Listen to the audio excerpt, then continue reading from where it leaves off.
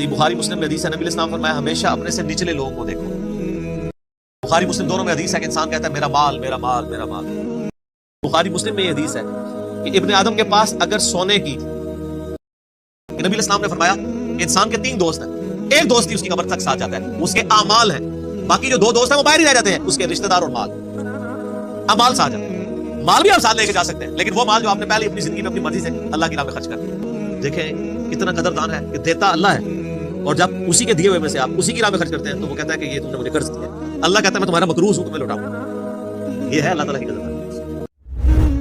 وَيَرْزُقْهُ مِنْ حَيْثُ لَا يَحْتَسِبُ، اور اسے وہاں سے رزق دیتا ہے جہاں سے اسے گمان بھی نہ ہو۔ رزق میں صرف دنیاوی جو ہم مال دولت اس کو ایک رزق سمجھتے ہیں، یہ ایک رزق کا بالکل چھوٹا سا ٹوٹا ہے۔ اس سے بڑا رزق اللہ تعالیٰ ہمیں دے رہا ہے جس کی طرف ہماری توجہ نہیں ہے، اور وہ رزق ہے ہماری صحت۔ ایک شخص کے پاس کروڑوں روپے ہے لیکن اس کے گردے فیل ہو چکے ہیں، کس کام کا؟ ایک بندے کے پاس اربوں روپے ہے لیکن اسے معدے کا السر ہے، وہ چاٹ نہیں کھا سکتا، وہ گول گپے نہیں کھا سکتا، وہ بریانی نہیں کھا سکتا، چاہے اس کے جتنے مرضی ہوٹل ہو۔ تو دنیاوی مال و دولت کا آ جانا صرف یہ رزق میں سے میں نے کہا یہ بالکل چھوٹا سا جز ہے، اس کو انسان یوٹیلائز کرے یہ بہت بڑی بات ہے۔ دنیاوی صحت جو اللہ نے انسان کو زندگی میں دی ہے، لوگ کہتے ہیں اللہ نے مجھے کیا دیا ہے؟ جو شخص یہ بات کرے نا اسے کو جی 1 کروڑ پہ لے دو، اپنی ایک آنکھ نکال کے مجھے دے دو، کوئی دے گا؟ اپنا ایک بازو توڑ کے دے دو۔ تو آپ ذرا 1 کروڑ ساروں کے اوپر لگانا شروع کریں، اربوں کے تو آپ خود ہیں، اور یہ تو میں صرف سمجھانے کے لیے کہہ رہا ہوں، یہ تو آپ گن بھی نہیں سکتے۔ قرآن پاک میں اللہ تعالیٰ نے فرمایا نا کہ اللہ کی نعمتیں اتنی زیادہ ہیں کہ تم انہیں شمار کرنا چاہو تو شمار بھی نہیں کر سکتے۔ تو وہاں سے اللہ تمہیں رزق دے گا، تمہیں گمان بھی نہیں۔ اب رزق کے لیے ضروری نہیں ہے کہ آپ کے پاس مال و دولت اور آپ کے ایسٹس بڑھ جائیں، یہ بھی اللہ تعالیٰ کا بہت بڑا رزق ہے کہ آپ کے پاس جو تھوڑے بہت ایسٹس ہیں وہ سلامت ہیں۔ کسی ایک میڈیکل کیس کسی گھر کے اندر 1 کروڑ پڑتی بندے کو بھی لا کے 0 پہ کھڑا کر سکتے ہیں۔ آپ کی زندگی میں کئی کیسے کیسز ہوئے ہوں گے جو دادے تک بک جاتے ہیں۔ مجھے واصف علی واصف صاحب کی بات یاد آ گئی، وہ کہتے ہیں میں وہ مسجد میں بیٹھا ہوا تھا تو ایک بندے کو میں نے دیکھا کہ وہ دعا مانگ رہا ہے کہ یا اللہ 25 سال پہلے جو میں نے دعا تجھ سے کی تھی وہ واپس لے لے، بس یہ دعا کر۔ کہتے ہیں وہ فارغ ہوا تو میں نے اس سے پوچھا کیا ہوا؟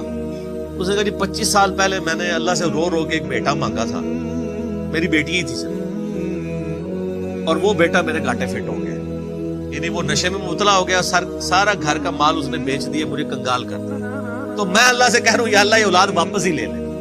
تو یہ بھی تو ہو سکتا ہے۔ سورہ توبہ میں آتا ہے، اللہ تعالیٰ فرماتا ہے اپنے جو فاسق و فاجر لوگوں کے بارے میں کہ اللہ تعالیٰ چاہتا ہے کہ ان کی اولاد کو ہی ان کے لیے عذاب بنا، اولاد بھی عذاب بن سکے۔ اس لیے ہمیں دعا کیا سکھائی گئی ہے؟ ربنا ھب لنا من ازواجنا وذریاتنا قرۃ اعین واجعلنا للمتقین اماما۔ اے اللہ ہماری بیویوں اور ہماری اولاد میں آنکھوں کی ٹھنڈک بنا اور ہمیں پرہیزگاروں کا امام بنا، ہماری آنے والی نسلیں پرہیزگار ہوں، ورنہ یہ تو مصیبت بھی گلے پڑ سکتی۔ تو ایک میڈیکل کیس آپ کو کہاں سے کہاں لے کے جا سکتا، ایک بچے کا نافرمان ہونا آپ کو کہاں سے کہاں لے کے جا سکتا، اور اس سے بڑی ناکامی تو آخرت کی ناکامی ہے۔ ایسا بچہ بھی ہو سکتا ہے کہ جو آپ کی دنیا تو برباد نہ کرے لیکن آخرت برباد کر دے، اس کی وجہ سے آپ گناہوں میں مبتلا ہو جائیں۔ تو یہ بھی رزق کی ایک فارم ہے۔ رزق صرف یہ نہیں ہے کہ آپ کے لیے مال پانی کھل جائے، بلکہ مال سبسسٹنس لیول پہ بھی موجود ہے، لیکن آپ کو کوئی ایسی تکلیف نہیں آ رہی کہ جس کی وجہ سے آپ کا مال نہیں نکل رہا۔ ورنہ ایک بندہ 10 لاکھ روپے مہینے کا کماتا ہے اور 9 لاکھ روپے اس کا نکل جاتا ہے، کیا فرق پڑا اس نے کون سا ایسٹ بنا لیا؟ اور جو اذیت گزار رہا ہے وہ اللہ دس، اس کو تو کوئی سوچ بھی نہیں سکتا، ذہنی ٹینشن ہے۔ صحیح بخاری مسلم میں حدیث ہے، نبی علیہ السلام فرمایا ہمیشہ اپنے سے نچلے لوگوں کو دیکھو تو تمہیں یوں اللہ تعالیٰ کی نعمتوں پر صبر نصیب ہوگا اور قناعت نصیب ہوگی، اوپر نہ دیکھو۔ اور پھر بخاری مسلم میں یہ حدیث ہے کہ ابن آدم کے پاس اگر سونے کی 2 وادیاں ہوں تو وہ خواہش کرے گا تیسری وادی بھی مجھے مل جائے اس کا پیٹ صرف قبر کی مٹی پر. بخاری مسلم دونوں میں حدیث ہے کہ انسان کہتا ہے میرا مال میرا مال میرا مال. نبی علیہ السلام فرمایا تیرا مال تو وہ ہے جو تو نے کھا پی لیا یا پہن کر بوسیدہ کر یا اللہ کی راہ میں خرچ کر کے آخرت کے لیے محفوظ کر لیا. باقی جتنا مال ہے وہ تو تیرے ورثہ کا مال ہے, تو کہتا ہے میرا مال ہے.